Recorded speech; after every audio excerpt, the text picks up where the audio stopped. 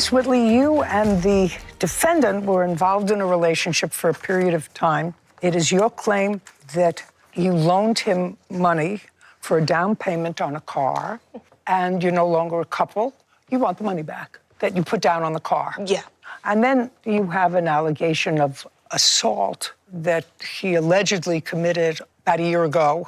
So you'll tell me about what happened, because I assume that that was the end of your relationship. Yes. Okay.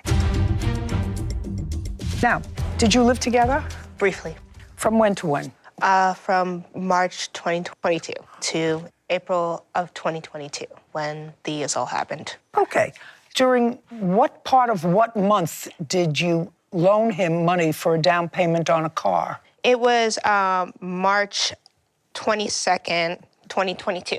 Tell me the circumstances surrounding making that loan. So we were using one car, my car, and For how long? For a week, 2 weeks, 3 weeks? I don't remember exactly How long? the amount of time. Were you using the same car, sir? About 4 months. How long did you live together? She said you lived together for 2 months. We lived together for 2 months, but she was staying with me at my brother's house prior to me moving into her place. And sharing one car. Yes, ma'am. Whose car? Her car. You didn't have a car.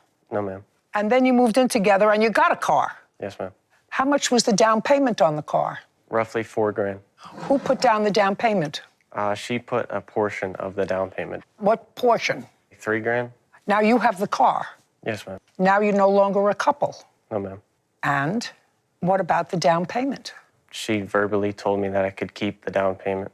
Tell me when she told you that you could keep the down payment. After I moved out. Okay, so before you moved out, when you were living together, sleeping together, eating together, vacationing together, then you knew it was a loan. Yes, ma'am. After you moved out and are no longer living together, sleeping together, dining together, vacationing together, then she said, forget about it, you don't owe me any money? Yes, ma'am. Tell me about that. I can't remember exactly what she said, but she was saying that she didn't want any more problems between us and that I could keep the $3,000 for the down payment. Did she say that over the phone? Yes, ma'am. Tell me about the phone call. Who called whom? I believe I called her. What did you call her for? Because at the time I had her on my insurance. And when we got in the relationship, she got in a car accident. So after the relationship, I didn't want to keep her on the insurance just in case she would get in another car accident. So we were talking about that. And then I did tell her that I was taking her off the insurance, and it was supposed to be that. And then we got in a big argument, and she basically told me that I can keep the $3,000 for the down payment. That sounds ridiculous. You mean you got into a... While you were canoodling together, you realized it was a loan. Then you got into big arguments. You were taking her off the insurance. You were on the phone with her, and she just said you can keep the $3,000? Yes, ma'am.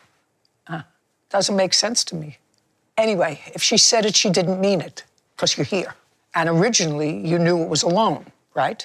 Yes, ma'am. And it's your car. It's now in your name? Yes, ma'am. A loan? Yes, ma'am. Good. Okay. Miss Whitley, you want to tell me about this assault, when it happened? Yes. Because I see that some of the facts have changed a little bit. There's a little confusion about specific details, but what happened is on the night/morning of April 14th to April 15th, we had gotten to an argument because of infidelity reasons. And I had told him that I did not want to sleep in the same room or same bed as him. And he wasn't very fond of that idea. So he got mad and went out to his car. I thought that he was gonna be gone the whole entire night. He wasn't. He came back in and he tried to sleep in the bed with me. I still did not want to sleep in the same bed as him. So I got up, I went to the living room. He followed behind me, was demanding that I go back into the room, go back into the room. I said, no, no, no. He got very mad. I was standing up, pushed me onto the couch, put his hands over my mouth and nose. I couldn't breathe for about 30 to 40 seconds. He let go. And he told me, are you going to get back into the room now? I said, yes, I'm gonna go back into the room. Instead, I ran out the door to my car. I didn't have my glasses. I didn't have anything but my keys.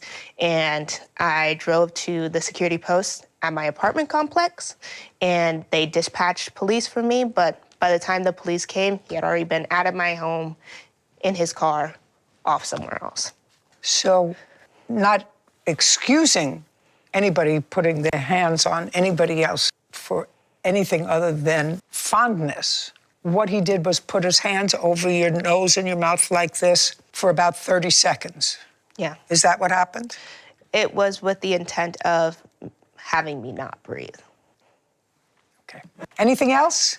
No. Good. Judgment for the plaintiff in the amount of $3,000. We're finished. Thank you. This court is adjourned.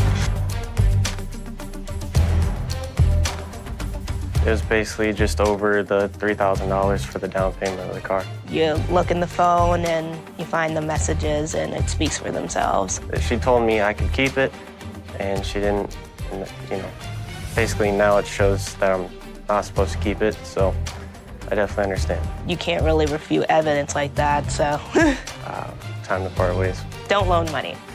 Now, I have no idea what this queen of a woman here would be doing with such a toothpick of a man.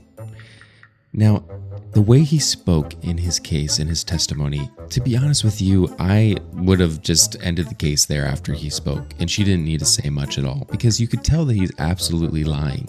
And even afterwards, when the judgment came through, he 100% basically admitted to the fact that he's like, yeah, well, I just tried my best to win the case in the way I thought I could, but I guess I owed her the money. Which leads me to believe that he 100% actually knew that he owed her the money, he just didn't want to pay it.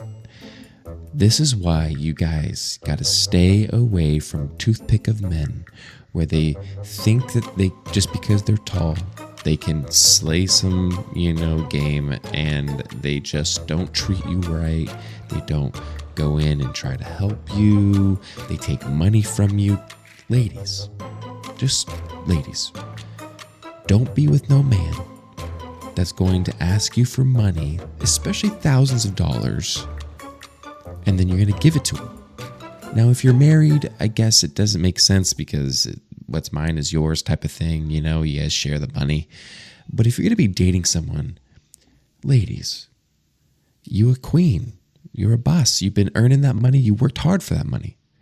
Don't give it to no toothpick of a man, okay? Now, at the end of the day, I agree with this judgment 100%. When it came to the assault charges, I feel like Judge Judy kind of looked at that as like, I don't really know if there's any substantial evidence that this actually happened. Maybe this is just her being a little bit too overreacting to maybe a little bit of a dispute.